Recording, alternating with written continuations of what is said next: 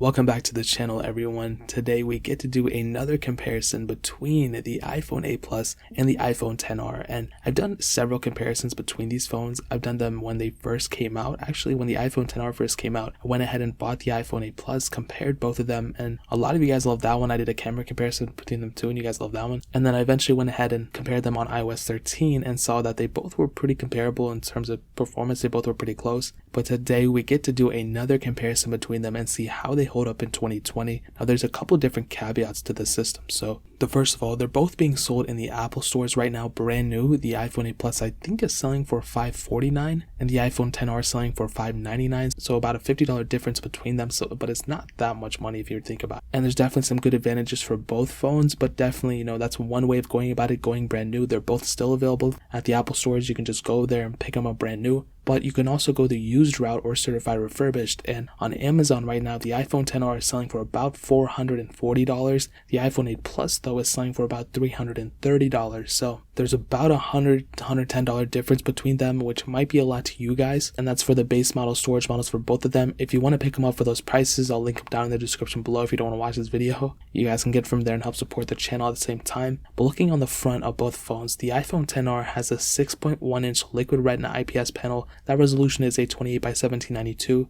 and that panel is really good. I thought first it was going to be bad because it's like IPS, it's low resolution, and it's a bigger display, but it really wasn't like that. I think it was a really good panel at the time, and it still is a pretty good panel. The iPhone 11 is more or less the same. I think next year they're probably going to be doing the same thing but switching it to OLED, but I do think the phone itself is pretty decent. The phone panel is really good. There's no Force Touch though, but you do have True Tone, and I think that kind of makes up for it in a way. The iPhone 8 Plus though has a 5.5-inch 1080p panel, and I think this panel is really good too. I think it has a lot going for it still. You have Force Touch, you have True Tone, so you have a lot more capability on that panel than you do on the iPhone XR panel. But basically what you're paying for that extra money on the iPhone XR is not only the faster processor and everything, but the better screen technology. If you look at the iPhone XR, you have almost the bezel-less design. You have that notch obviously, but you have far less bezel than on the iPhone 8 Plus. And when you look at that, that's a huge selling factor. That one is a more current design that's more future-proof. The iPhone 8 Plus has a lot of bezel on it, which some people might like, some people might not, and some people might not even care. But that is one thing you have to keep in mind when you're looking at both these phones. It's not a horrible feature, it's not even a feature at all, but you have a better looking phone on the XR than on the iPhone 8 Plus.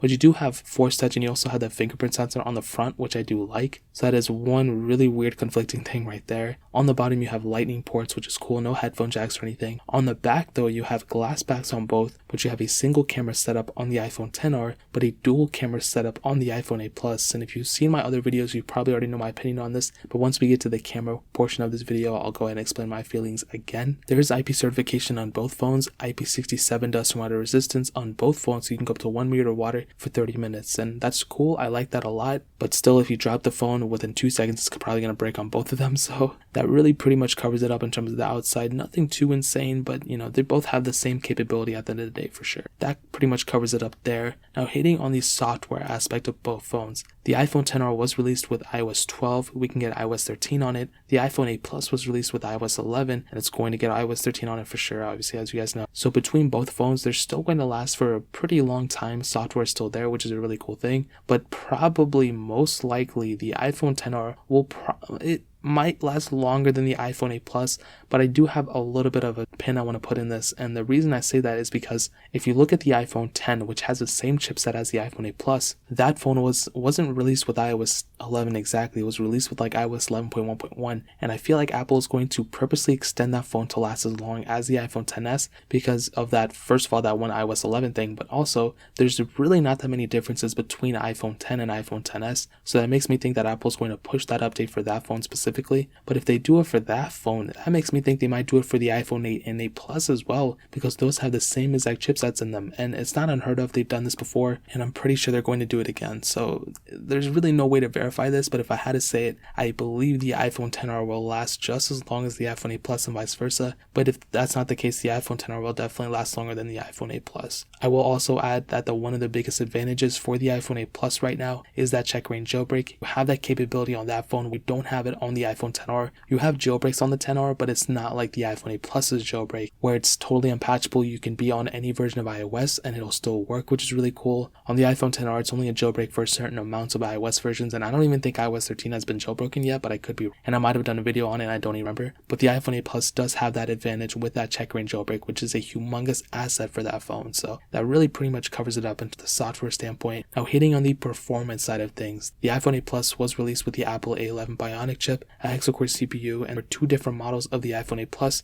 a 64 and 256GB models, and both those models had 3GB of RAM. The XR had the Apple A12 Bionic chip, a hexa-core CPU, and there were three different models, a 64, 128, and 256GB models, and all three of those models had 3GB of RAM. And in terms of the performance, what I can tell you is that both phones are pretty good performing phones still. Obviously, they're really great performing phones. There's really nothing in me that tells me that one is way better than the other one, but if I had to say it, I might probably give the edge to the iPhone XR. Obviously, not only is it newer, it has the faster chipset and everything, but the screen is also low resolution, less pixels to push in that panel, and I've done many speed comparisons between them, and I saw that for the most part the iPhone XR was the faster device. But here's the biggest caveat to this, and I've said caveat so many times, that the iPhone 8 Plus was not only fast, like a very fast phone, but it was also more so capable than the iPhone XR, and it was beating it in some comparisons that I did. And I think I even made a video talking about it at some point, but the iPhone 8 Plus is a very fast phone still, and it's not like it's way slower. If the iPhone XR was a 10 out of 10,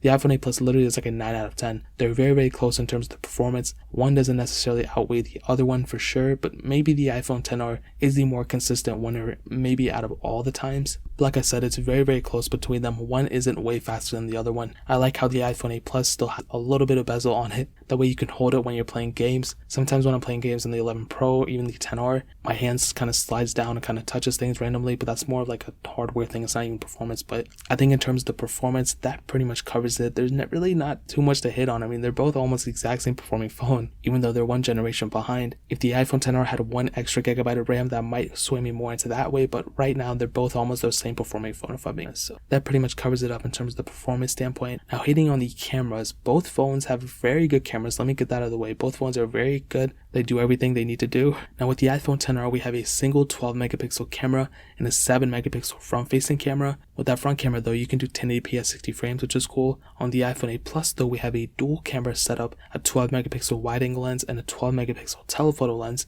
And on the front, we have a 7 megapixel camera, but it's only 1080p at 30 frames, which is still good. I think that's what a majority of people are going to use. But on the iPhone 8 Plus, I think this might be the better overall camera sensor. Now, let me explain. I think the XR has a lot going for it still. I think it's a very good camera, and in some ways, I think the quality is better than the 8 Plus. If you watch that camera test I did a long time ago, you would see that, yeah, the quality is probably more so better on the XR than on the iPhone 8 Plus. But now in 2020, in my opinion, it's always better to have multiple camera sensors than just one camera sensor. And even if the quality and if there's more features on that one camera sensor, it's still better to have an additional camera setup, because now in 2020, we have so many camera phones coming out that have like 3 cameras, 4 cameras, 5 cameras in them. And if you only have one, that is definitely going to make you feel like you have a much older device than you really do. So the XR I think is good, but the iPhone 8 Plus probably is a better overall camera sensor because of that additional telephoto lens. So I think that's kind of how I would put it. It's not a crazy thing. I mean, both phones are very great, and if you don't use a telephoto lens, it doesn't matter, but that is one thing that I kind of keep in the back of my head when I'm doing this camera comparison. That really pretty much covers that. Now, ending it off with the battery life, the iPhone XR has a 2,942 mAh battery. The iPhone 8 Plus has a 2,691 mAh battery, and between them, they both actually have pretty good battery life, but the iPhone XR definitely wins in the battery department. The iPhone XR, with that low resolution panel, but also that bigger size battery, it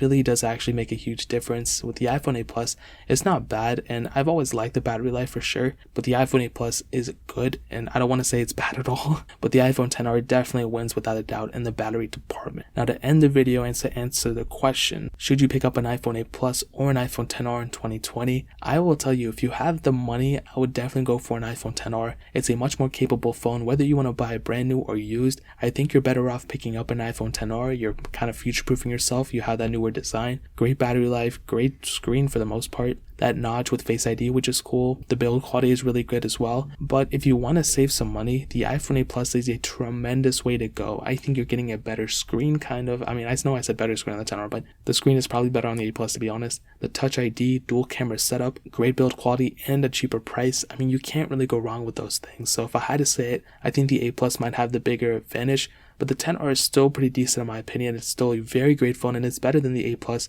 but it's more expensive at the same time. So it is what it is. Like I said, if you want to pick any of these up for the prices that I listed, I'll leave links down in the description for the cheapest prices I found on Amazon, so you guys can get it from there and help support the channel at the same time. But that is pretty much it. If you guys have any other questions or anything, leave it down in the comment section as well. Hit the like button, that would mean so much, but definitely hit that subscribe button. Every single subscriber that we get really does count, so it means so much if you guys could hit that. Also check out the other links down in the description as well. My Twitter, my Instagram, my second channel, all those links are linked down below. I'd really appreciate if you guys could check it out. More importantly than everything else, I love every single one of you guys. Hopefully I'll catch you guys in the next video. Peace out.